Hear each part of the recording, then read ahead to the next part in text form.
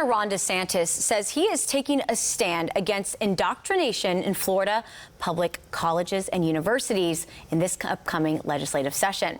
Now, the governor laid out a reform package that includes new curriculum requirements for public colleges and universities, plus cuts funding for diversity, equity, and inclusion programs.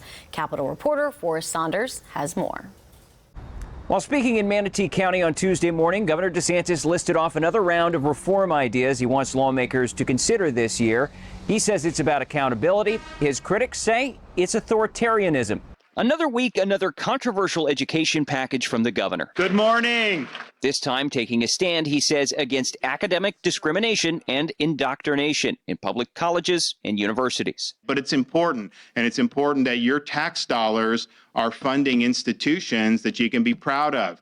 His forthcoming bill has a lot in it, defunding diversity, equity, and inclusion programs, which DeSantis said impose an agenda, opening up faculty to post-tenure review at any time, strengthening the hiring power of university presidents, plus $100 million for recruitment and retention at state universities.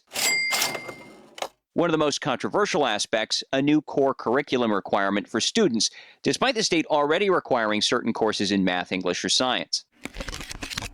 The governor's plan, he said, will be, quote, rooted in the values of liberty and Western tradition. We don't want students to go through at taxpayer expense and graduate with a degree in zombie studies. With a friendly GOP supermajority in the legislature, the governor's likely to get a lot of what he wants. High-ranking Republicans have already backed the idea and concept. So to take a look at the higher education system and make sure that what we're doing isn't harming folks inadvertently, why is that wrong? But DeSantis will face stiff opposition from faculty unions. United Faculty of Florida's president among them, saying Tuesday, quote, all Floridians of all political affiliations should be outraged by these efforts to curtail speech, belief, and association in our state's higher education system. Because as Governor DeSantis cries about indoctrination, he's preaching his own political perspective to be in our classrooms. Some House Democrats feel similar. Rep. Anna Eskamani sits on the Higher Ed Committee and believes DeSantis' plan will lead to economic consequences. We are pushing out